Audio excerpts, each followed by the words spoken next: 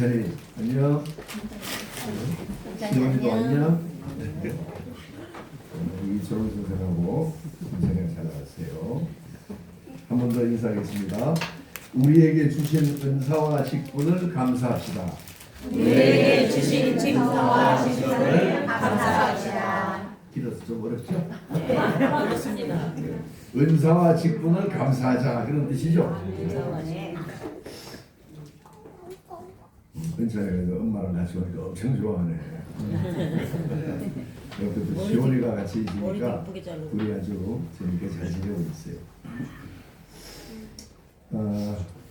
주님은 교회에 여러 직분을 세우시고 또 우리 한 사람 한 사람에게는 은사를 주셨습니다. 우리가 가지고 있는 은사가 무엇인지 잘 구별이 안 될 때가 있지만 사실은 하나님은 우리에게 다 주신 거예요. 다 주셨어요. 다른 사람과 다른 은사, 직분 이걸 다 주셨습니다. 그래서 직분이나 은사는 우리가 편의상 이렇게 말을 구분해서 쓰지만 사실은 같은 내용이에요. 같은 내용.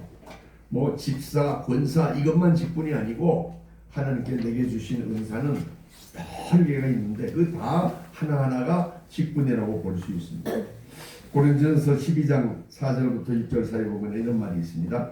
은사는 여러 가지나 성령은 같고 직분은 여러 가지나 주님은 같으며 이렇게 되어 있습니다. 주님이 우리에게 동일하신 주님이 우리에게 성령의 은사를 주시고 또 직분을 주신 겁니다. 우리가 그 직분과 은사를 따라서 주님이 내게 맡겨진 일을 감당해 나갈 때 우리 믿음이 자라고 또 우리의 삶이 주님을 닮게 되고 또 교회가 부흥하게 될 줄 믿습니다. 11절은 예수님이 세우신 교회의 직분이 어떤 것인지 예수님은 어떻게 구별하셨는지 이렇게 우리에게 잠깐 보여줍니다. 그가 어떤 사람은 사도로, 어떤 사람은 선지자로, 어떤 사람은 복음 전하는 자로, 어떤 사람은 목사와 교사로 삼으셨다. 여기에 해당이 안 되는 분들이 우리 가운데 많잖아요. 근데 설교를 계속 들어보면 다 해당이 됩니다. 우리가 첫 번째 직분은 사도와 선지자와 복음 전하는 자, 이 사람들이에요.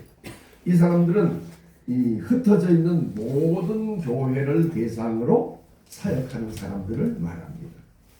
사도는 특별히 예수님이 세우신 이 직분 중에 가장 으뜸가는 직분이에요. 사도라고 하는 것은 보냄을 받았다 이런 뜻이거든요. 예수님의 12제자를 말합니다. 예수님의 12제자만 사도라고 부름을 받는 거예요. 예수님은 이 12제자를 직접 부르시고 이들에게 특별한 은사와 능력을 주셔서 복음을 전하는 그런 사명을 주셨습니다. 그들이 가서 복음을 전할 때 귀신이 쫓겨나고 능력이 일어나고 이런 일이 일어났죠. 사도들은 성령이 충만한 이후에 복음을 담대히 전파하고 주님의 몸된 이 교회를 가는 곳마다 세우게 되는 그런 역사를 일으켰습니다. 근데 이 12제자 외에도 안디옥 교회를 섬기고 있던 그 사도 바울 그리고 바나바가 성경에 보면은 사도로 기록이 되어 있어요. 근데 이분들이 부른 사도라는 뜻은 12사도와는 좀 다르게 스스로 그렇게 불렸어요. 스스로. 디도서 1장 1절에 보면 바울이 하나님의 종이요 그리스도 예수의 사도인 나 바울은 이렇게 되어 있어요. 바울이 자기를 스스로 나는 사도다 이렇게 생각하면서 하나님의 모든 말씀을 순종하고 예수 그리스도의 남은 고난을 자기 몸에 채우는 그런 귀한 사역을 한 거죠. 고린도전서 15장 9절에도 그랬습니다. 자신이 사도 중에 가장 작은 자이며 하나님의 교회를 박해하였으므로 사도라 칭함받기를 감당하지 못할 자. 그러니까 당시에도 바울이 큰 역사를 많이 일으켰기 때문에 주변에 있는 사람들이 자기 스스로도 바울이 나는 사도라고 부름을 자기 스스로 칭했지만 주변에 있는 사람도 그를 사도로 칭해 준 거예요. 그래서 바울이나 이 바나바는 주변에서 사도로 이렇게 불렀습니다. 그리고 동시에 안디옥 교회의 선지자다 이렇게 또 성경에 기록이 되어 있어요. 선지자는 예언자를 말합니다. 선지자는 예언의 말씀을 통해서 교회의 모든 성도를 권면하고 또 굳건히 세우는 그런 일을 했습니다. 장래 일에 대해서 하나님이 계시한 그 말씀을 전하고 죄를 책망하고 회개를 선포하는 그런 역할을 한 게 선지자잖아요. 구약시대 때는 선지자가 많이 나타났습니다. 엘리야 선지자, 이사야 선지자 다 장래에 일어날 일에 대해서 하나님의 계시의 말씀을 전하고 백성들이 돌아오도록, 그렇죠? 그리고 회개를 선포했습니다. 오늘날은 구약시대와 같이 하나님의 계시를 직접 전하는 이런 선지자는 보기 어렵습니다. 그런 분이 있을 수 있죠. 하나님의 역사는 불가능한 게 없기 때문에 있을 수 있지만 그런 일들이 여기저기서 일어나면 그건 좀 주의 있게 우리가 확인해야 할 필요가 있습니다. 왜 그러냐면 이미 계시의 말씀인 하나님의 성경이 우리에게 전해졌기 때문에 그래요. 그전에는 하나님의 계시의 말씀이 선지자의 입을 통해서 이렇게 전달이 되지만 지금은 이미 하나님의 말씀인 이 계시의 말씀인 성경이 우리에게 전해졌어요. 그래서 이 성경이 곧 하나님의 계시입니다. 그러므로 오늘날 예언이라고 하는 것은 이 하나님의 말씀인 성경을 바르게 해석하고 바르게 이해하고 또 바르게 가르치는 것, 이게 예언이다 이렇게 볼 수가 있어요. 근데 여기서 오해하시면 안 됩니다. 그러면 목사는 전부 예언자다 이렇게 볼 수 있잖아요. 근데 목사만 그런 게 아니고 하나님의 말씀을 바르게 이해하고 해석하고 가르치는 것이 예언이라는 거예요. 앞으로 될 일을 특별히 하나님께서 예언의 영을 주어서 할 수도 있지만 오늘날 시대에는 이 하나님의 말씀, 계시의 말씀인 성경을 읽을 때 거기서 은혜를 받고 또 앞날에 대한 가르침을 받는 거거든요. 그게 가장 중요합니다.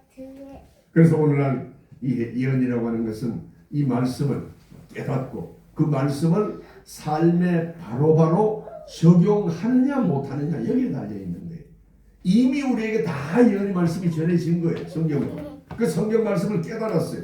근데 깨달은 것은 내 삶에 적용하느냐 마느냐는 건 우리 자신이 행해야 될 문제잖아요. 예언이 바로 그런 방식으로 우리에게 전해집니다. 또 복음 전하는 자는 선교를 위해서 이곳저곳으로 다니면서 선포하는 자죠. 예를 들면 사마리아 성에 복음을 선포하고 또 이디오피아 내시를 만나서 예수님을 믿게 한 그런 빌립 집사, 그 다음에 디모데와 에바브라 같은 이런 사람들이 해당되는 거죠.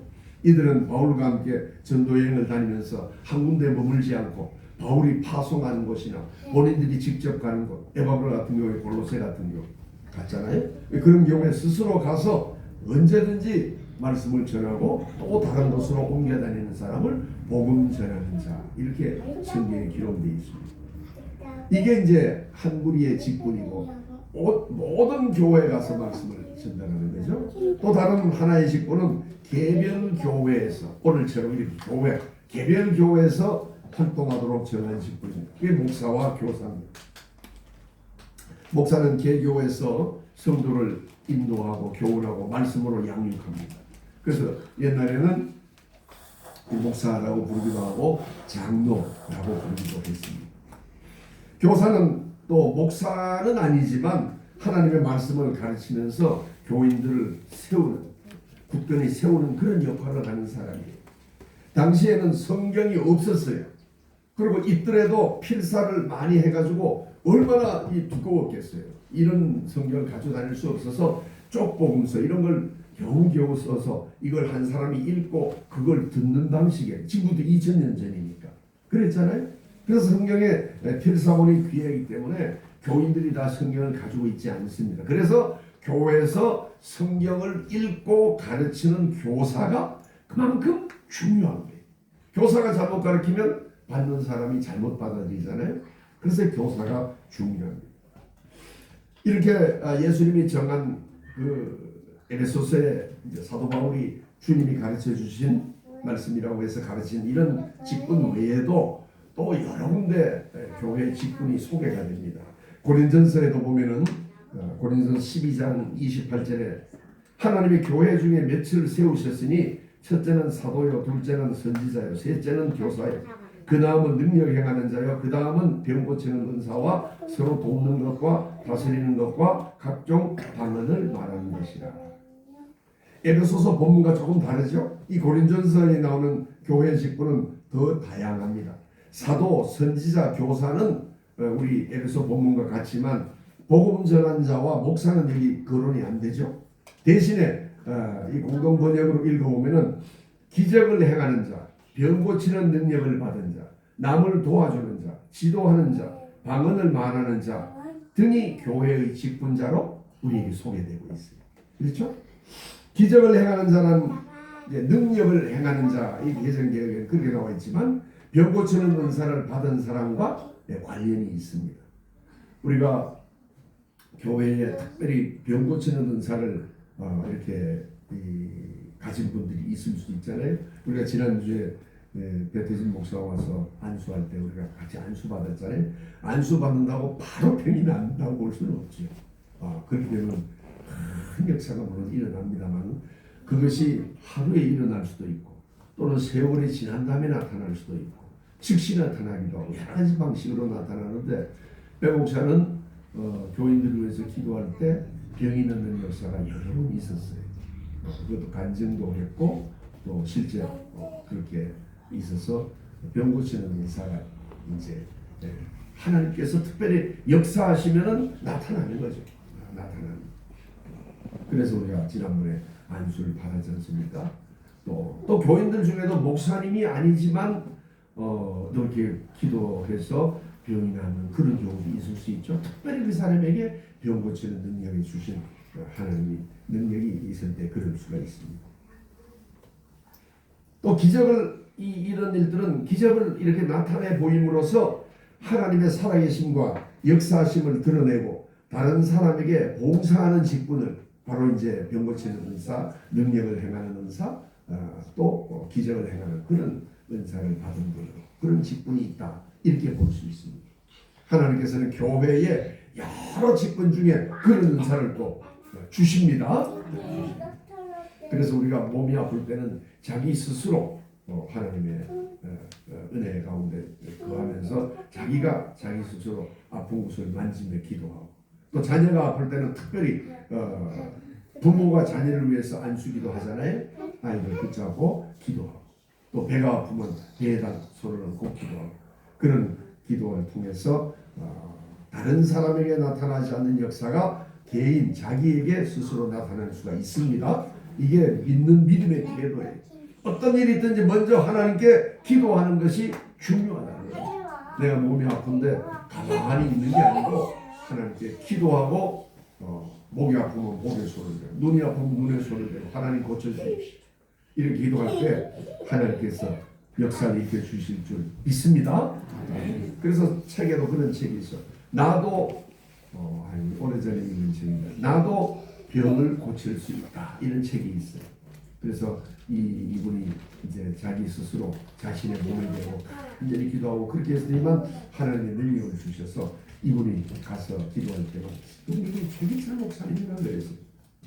그래서 계속 기도하는 그런 내용을 쓴 책입니다. 감기를 위해서 기도 안 한 사람이 어느 날 갑자기 큰 중병이 걸렸다고 그냥 기도해서 낫기는 어렵죠. 작은 것에서부터 기도하는 습관을 들여서 기도할 때 이것이 쌓이고 쌓이면은 내공이 쌓이듯이 하나님께서 감기를 고치는 기도를 들어주신 하나님께서 조금 더 큰 병도 고쳐주실 줄 믿습니다. 아무 감기를 위해서도 기도 안 하다가 어느 날 갑자기 큰 질병이 생겨가지고 이걸 위해서 기도한다는 건 쉽지가 않아요. 감기로부터 작은 것부터 우리가 계속 기도하는 그런 믿음의 습관이 필요합니다. 남을 돕는 자도 이제 직분이 나와 있죠. 이 남을 돕는 자는 사람들의 필요를 채워주는 그런 직분입니다. 이건 주로 집사의 직분을 말합니다. 우리는 모두 다른 사람을 돕는 직분을 받았잖아요. 우리는 다 다른 사람을 도울 수가 있어요. 아주 작은 것부터 큰 것까지 말 한마디로부터 어떤 행위를 통해서든지 다 도울 수가 있습니다. 마음이 아픈 사람에게 가서 위로를 해줄 수 있죠. 또 뭐 약간 조그만한 물건이 필요할 때 우리가 지금 스리랑카 보내는 물건이 뭐 조금씩 모아서 이렇게 보내는 현지에서는 그걸 기쁜 마음으로 받잖아요. 그렇게 해서 맨발로 다니던 사람이 또 신발을 신고 다닐 수 있는. 그래서 남을 돕는 직분에서 제외되는 사람은 아무도 없습니다. 그러니까 우리는 전부 남을 돕는 직분을 받은 거예요. 성경에 나오는. 또 지도하는 사람은 다스리는 사람입니다. 회중을 인도하고 치리하는. 옛날 교회에서는 이걸 장로, 초대교회나 고대교회에서는 장로로 불렀습니다. 잘 다스린다고 하는 것이 필요하죠. 교회의 권사님이나 안수집사님이나 집사님들이 있어서 교인들이 서로 화목하고 이렇게 해서 잘 교회를 이끌어 나갈 수 있도록 다스리는 것, 매우 중요한 직분입니다. 어떤 사람은 회장으로, 어떤 사람은 간사로, 총무로 이렇게 다 일을 하잖아요. 이게 다 다스리는 사람입니다. 각종 방언을 말하는 직분이 있죠. 방언은 고린도 교인들이 가장 자랑으로 삼았던 은사입니다. 야, 나는 방언해. 이걸 늘 자랑했던 거예요. 그런데 방언이 그 자체로는 알아들을 수 없기 때문에 교회에 유익이 되지 않기 때문에 바울은 어떻게 했습니까? 방언을 자제하라고 권면하고 이를 통역하는 은사를 구하라. 이렇게 권면을 했어요. 하나님께서는 방언도 주시지만 이 방언을 무슨 말인지를 알기 위해서 통역하는 은사를 권면했어요. 또 고린도전서 12장 또 앞에 보면은 이런 여러 가지 직무와 은사 외에 또 있는 게 뭐냐면 영을 분별하고 통역하는 은사를 또 기록하고 있습니다. 어떤 이에게는 영을 분별함을, 어떤 이에게는 방언을 통역함을 주나니 이 모든 일은 같은 한 성령이 행하사 그 뜻대로 각 사람에게 나누어 주시느니라. 영을 분별한다고 하는 것은 악한 영을 이제 구별하는 걸 말하잖아요. 우리가 무당 그러면 벌써 이게 악한 영이다 이렇게 알 수 있지만 보통 사람은 알기 어렵죠. 초대교회에도 거짓 선지자들이 많았어요. 근데 그 거짓 선지자가 많았기 때문에 교회를 정결하게 하기 위해서 그 가르침이 제대로 된 것인지를 분별할 필요가 있습니다. 우리는 예를 들어 지금도 신천지라든가 뭐 이상한 그런 종파가 있잖아요. 우리가 분별해야 되거든요. 당시에는 아직 이 초대교회 때만 하더라도 성경이 우리 이 말씀이 이렇게 해서 우리에게 제공되지 않았어요. 기록된 말씀이 없었어요. 확정이 안 됐습니다. 쪽복음처가 겨우겨우 돌아다니는 그런 때였습니다. 그렇기 때문에 이 교회에서는 영을 분별하는 은사가 중요한 거예요. 어떤 사람이 엉뚱한 얘기를 가져와서 하더라도 성경이 그 당시에는 없었으니까, 지금은 성경 말씀이 있으니까 저 사람이 하는 내용이 성경과 다르면 이거는 가짜영이라고 우리가 분별할 수가 있잖아요. 거짓하는 영이라 알 수 있습니다. 근데 그 당시엔 그게 없었기 때문에 영분별하는 은사가 필요합니다. 지금도 이단에 빠진 사람들 보면 이상한 일에 넘어가잖아요. 우리가 생각하기에 전혀 좀 말이 안 되는데 그냥 넘어가는 거예요. 이상한 그림을 갖다 붙여놓고 이거는 100만 원짜리인데 이걸 옆으로 돌려놓으면 집에 축복이 들어오고 이걸 이렇게 돌려놓으면 뭐 재물이 들어오고 이런 분들이 있더라고. 그 교회 권사라는 분이 그 교회를 보니까 이상한 그래서 그 남편이 안수 집사인데 가서 그 이상한 목사를 싸웠어요. 그 이상한 목사라는 분이 왕년에 주먹을 좀 쓰는 분이라서 잘못하면 이 안수 집사가 맞을 겁니다. 싸우다. 이 사람도 덩치는 큰 사람인데 저 사람은 덩치도 있고 왕년에 주먹도 좀 쓰던 사람이 이 목회를 해가지고 됐다는 거예요. 어느 신학교 나왔는지 신학교를 나왔다는데도 제가 살펴보니까 가짜예요. 미국의 어느 신학교를 공부했다는데 그런 말이 없어요. 그래서 내가 그런 교회 가지 마라 하는 권면을 하긴 했는데 그 교회 목사님은 우리 이상 그림을 그려서 10만 원짜리부터 뭐 몇백만 원까지 판다는 거예요. 잘못된 거죠. 거짓된 영인데 이걸 믿고 따라가는 사람이 얼마나 어리석은 사람이에요. 영분별의 은사는 특별한 능력으로 그 당시 초대교회 때는 특별한 능력을 가진 사람에게 주었습니다. 지금은 하나님의 말씀이 있기 때문에 이 말씀에 근거해서 우리가 분별할 수 있습니다. 물론 특별한 경우에 하나님 특별한 은사를 줍니다.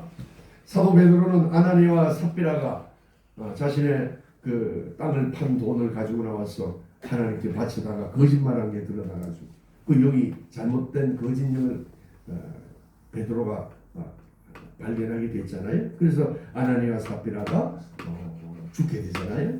또 마술사 시몬이 마음이 악독해가지고 그 마음속에 불의한 영이 가득한 것을 발견해서 너에게는 너는 아주 악한 사람이라고 하는 그런 책망을 받게 되죠. 이 마술사 시몬. 그 마술사 시몬으로부터 지금까지 이제 악한 영이 역사하고 있는. 그래서 시몬의 이름이 이제 그때부터 좀 생겨요. 오늘날도 교회에 여러 직분이 있습니다. 목사, 장로, 안수입사, 권사, 집사, 또 선교사, 교사, 성가대, 또 서기, 회계, 신도회, 또 청년회, 전도부, 친교부, 봉사부 다 이게 하나님이 우리에게 맡겨주신 은사고 직분입니다. 이것을 통해서 우리가 주님의 일을 하게 하십니다. 또 교회 형편에 따라서 또 시대에 맞게 우리의 직분이 다양하게 변합니다. 헌신할 직분이 많이 생깁니다.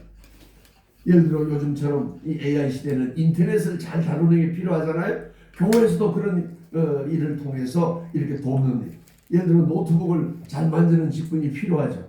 우리는 잘 모르잖아요. 장로님이 인터넷 잘 모르실 거 아니에요. 이건 노트북 만지기 어렵습니다. 그게는 임재성 집사가 와야 해결이 되는 거예요.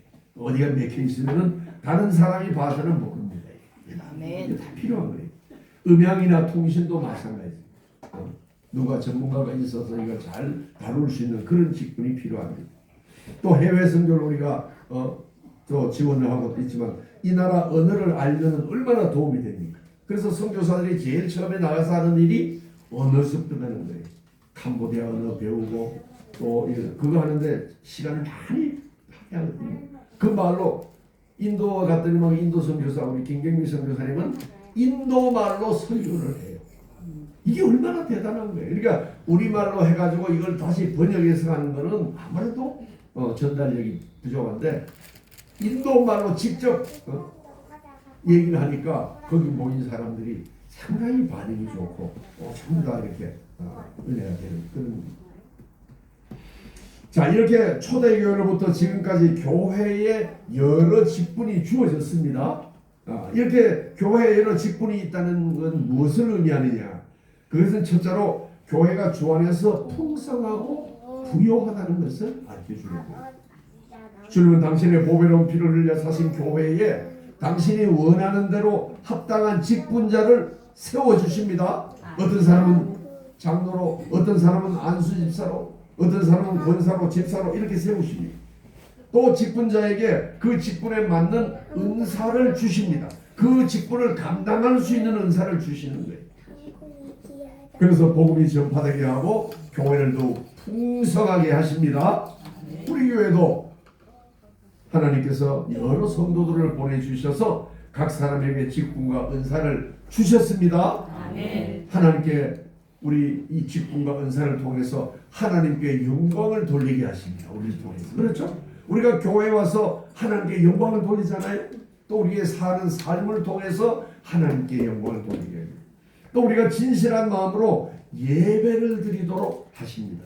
우리가 예배에 참여하는 거 하나님이 은사를 주지 않으면 믿음의 은사를 주지 않으면 우리가 예배 참여할 수가 없어요. 예배 참석하지 않으면 마음이 뒤숭숭하고 내가 예배 가야지 하는 마음이 드는 거 이게 하나님께서 우리에게 은사와 직분을 주신 건 줄 믿습니다.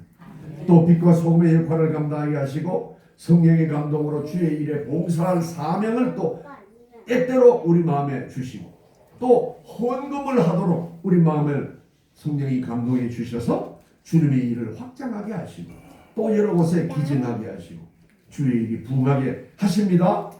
헌금한다는 게 어렵습니다. 헌금하는 게 어려워요. 믿음이 있지 않고는 헌금은 불가능합니다. 사실은 우리가 친구 만나서 한 끼 식사하는 때 이렇게 하는 것은 쉬운 일이지만 하나님께 헌금을 한다고 하는 것은 참 쉬운 일이 아니에요. 그런데 하나님께서는 우리에게 마음속에 은사를 주시고 직분을 주셔서 헌금할 수 있는 그런 은혜를 베풀어 주셨습니다. 또 교제하고 믿음을 든든히 세우게 하시고 기도로 주님의 역사가 나타나게 그렇게 인도하십니다. 성령의 도우심을 구하는 그런 믿음을 우리에게 주십니다. 주님은 우리에게 직분을 맡기고 세우시는데 이 직분의 협력을 통해서 교회가 부흥하게 합니다. 한편으로 우리가 신앙생활할 때 성경에 소개되지 않는 그런 직분도 있거든요. 이건 주의해야 됩니다. 예를 들면은 이 시대에도 초대교회처럼 사도나 선지자가 있다 이렇게 주장하는 분들이 있어요. 이걸 뭐라고 하냐면 신사도라는 게 새로운 사도라는 뜻이거든요. 그래서 신사도 운동이라는 게 있습니다. 빈야드 운동에서부터 신사도 운동 뭐 이런 그런 이제 이런 단체가 있는데 이거는 피터 와그너라고 하는 사람이 주창하는 운동인데 오늘날 또 교회에 사도가 12사도 같은 그런 사도가 있다는 거예요. 그리고 그런 사람들이 생기고 교회가 한 700~800명 정도 되는 교회는 다 사도가 몇 명이 있다. 그렇게 누구예요? 그 교회를 지도하는 사람, 교회가 많으면은 그 사람이 사도다 이렇게 본다는 거예요. 그리고 또 선지자도 있고 또 사회의 각 영역, 뭐 무슨 영역, 즉 군대, 경찰, 입법, 사법, 행정 이런 곳에도 하나님이 심어둔 사도가 있다. 이렇게 얘기를 합니다. 그래서 이들을 통해서 예수 그리스도의 재림 이전에 세상에 하나님의 왕국이 실현된다. 이렇게 주장하는 굉장히 그럴듯하게 들리잖아요. 그렇게 반대할 만한 입장, 그래 있으면 좋겠지 이런 정도 들릴 수가 있어요. 그런데 이들이 이 주장하는 얘기 중에는 그럴듯한 얘기가 있지만은 직통 계시, 하나님으로부터 직통으로 나는 계시를 받아서 말씀보다도 내가 받은 계시가 더 우선한다. 하나님이 이렇게 하라고 그랬어. 그림을 그려서 판다고 그랬어. 이렇게 엉뚱한 얘기가 되는 거예요. 예언을 한다든지. 예언은 아까 말씀드렸죠. 하나님의 말씀을 바르게 해석하고 깨닫고 그 말씀대로 살아가는 게 예언의 말씀이에요. 그게 첫 번째입니다. 물론 하나님이 특별한 경우에 특별한 예언을 주시지만 시도 때도 없이 늘 예언을 하면서 당신 며칠 뒤에 넘어질 운세가 있어. 이건 예언이 아니에요. 그건 하나님의 뜻이 아닙니다. 딱 보면서 공건사님 지금 이상한 생각하고 있죠? 이건 예언이 아니에요. 그건 이 사람이 무슨 신통력이 있는 것처럼 보이지만 전부 사입입니다. 옳지 않은 그런 분은 없습니다. 성경에 그런 옛날에 베드로처럼 신문을 보고 내 악독이 가득하도다 이런 사람이 없어요. 그렇지 않습니다. 그 다음에 이런 얘기도 있어요. 기도했더니만 이 치아가 갑자기 금빛발로 바뀌었다. 한때 우리나라에 이게 많이 유명했어요. 여러분 잘 모르시겠지만 이게 이제 신사도 운동 중에 나오는 것 중에 하나예요.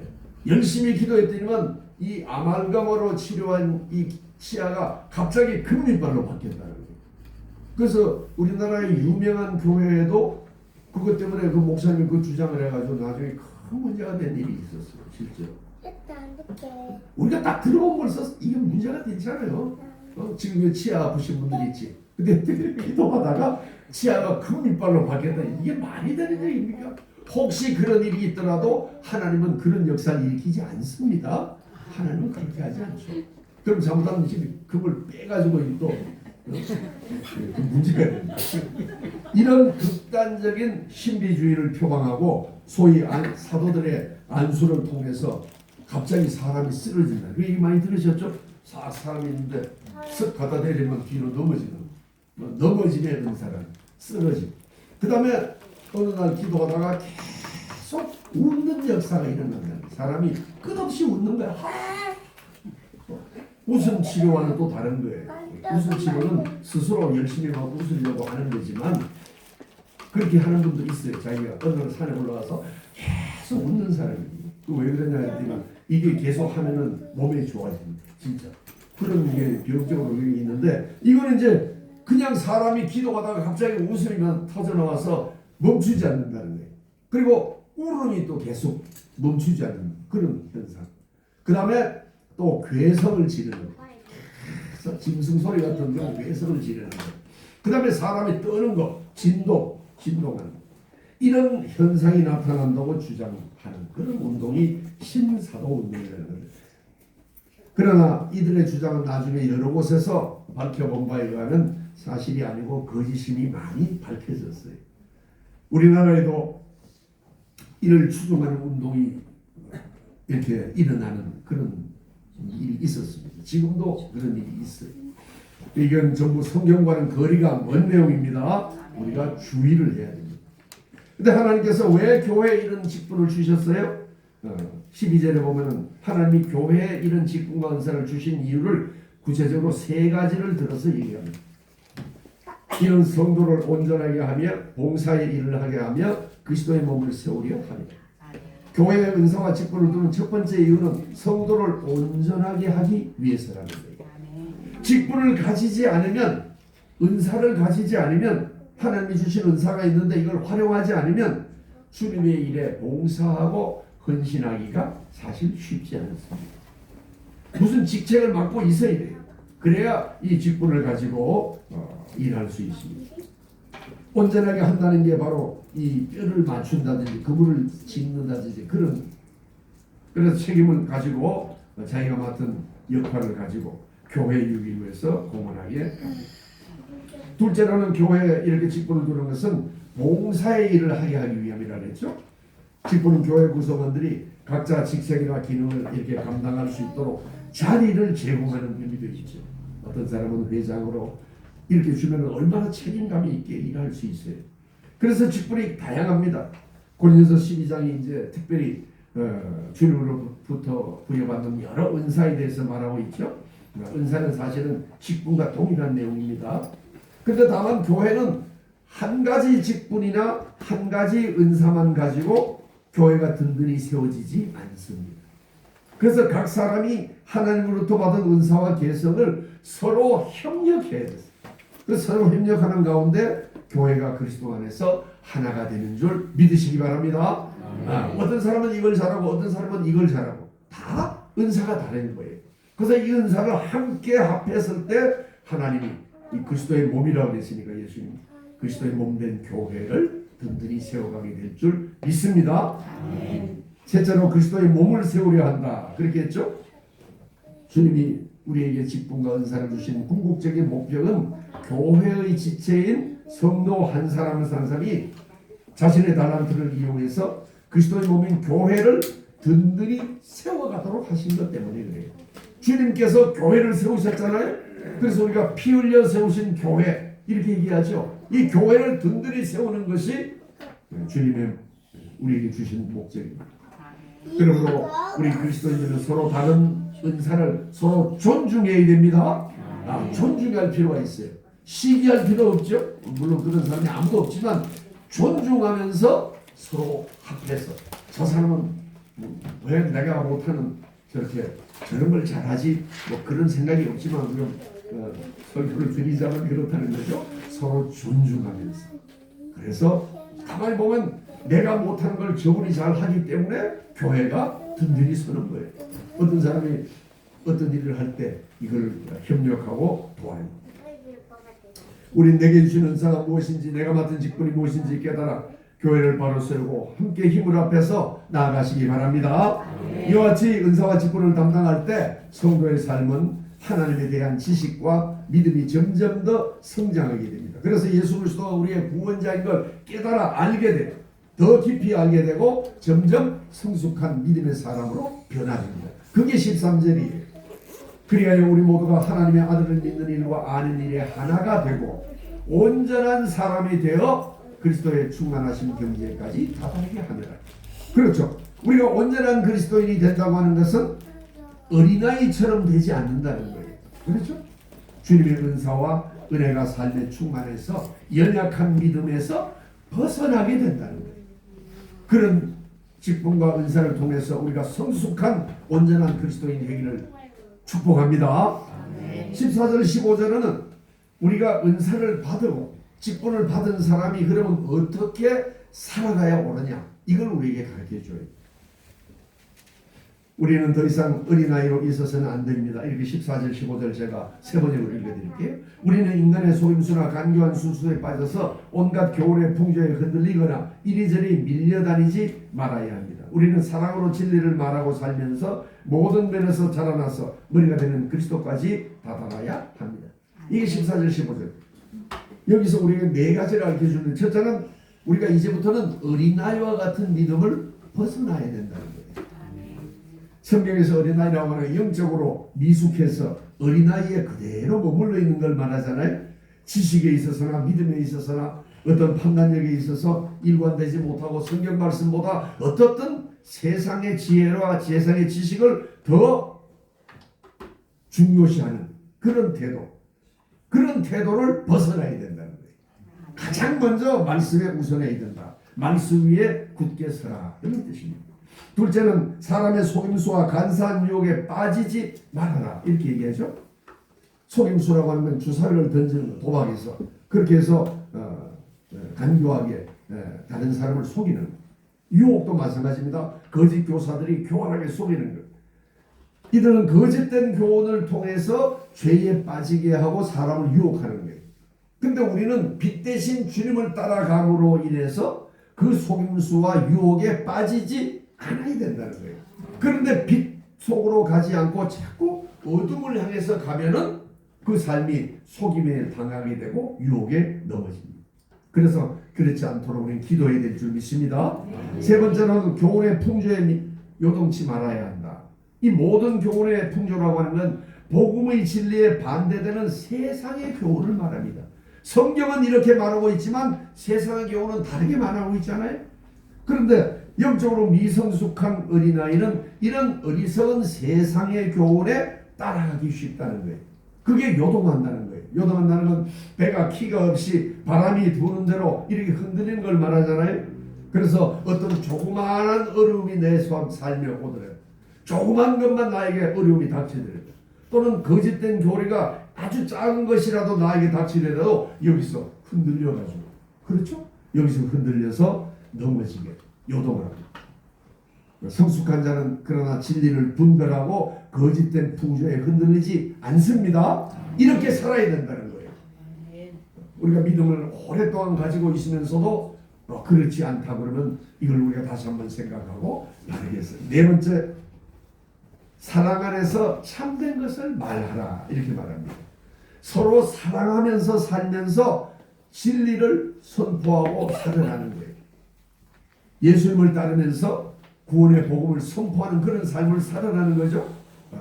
구원의 복음을 선포하고 살아야지 우리가 세상 살면서 다른 것만 집중하고 돈 버는 것만 너무 하지 말라는 것과 마찬가지. 우리가 사랑하면서 하나님이 기뻐하시는 그런 진리 안에서 다투지 말고 그렇게 살아라, 이렇게 이야기합니다. 우리가 이와 같이 살아갈 때 우리는 그리스도 안에서 더욱더 깊이 뿌리를 내리게 되고, 그러면 우리는 주 안에서 새로운 피조물로 태어납니다. 새로운 피조물이 되잖아요. 고린도서의 말씀대로. 그래서 사랑과 믿음과 지식이 점점 자라나서 주님에게까지, 물론 거기까지 미치지 못하지만 주님에게까지 이를 때까지 이렇게 자라나게 된다. 이런 말씀을 오늘 우리에게 해주시오. 오늘 우리가 사는 세상은 너무 험하고 복잡합니다. 주는 우리를 교회로 부르시고 우리에게 은사를 주셔서 또 직분을 주셔서 주의 일에 봉사하게 하시고 또 우리의 삶을 빛나게 하시고 또 우리가 교회를 통해서 하나님의 영광을 드러내게 인도하십니다. 이 삶을 주님이 주시는 축복으로 믿으시기 바랍니다. 여기서 벗어나면은 하나님의 뜻과 어긋나는 거예요. 복음을 선포하고 예수 그리스도를 더욱 증거하시기 바랍니다. 디모데전서 1장 12절에 보니까 나를 능하게 하신 그리스도 예수 우리 주께 내가 감사함은 나를 충성되이 여겨 내게 직분을 맡기셨으니.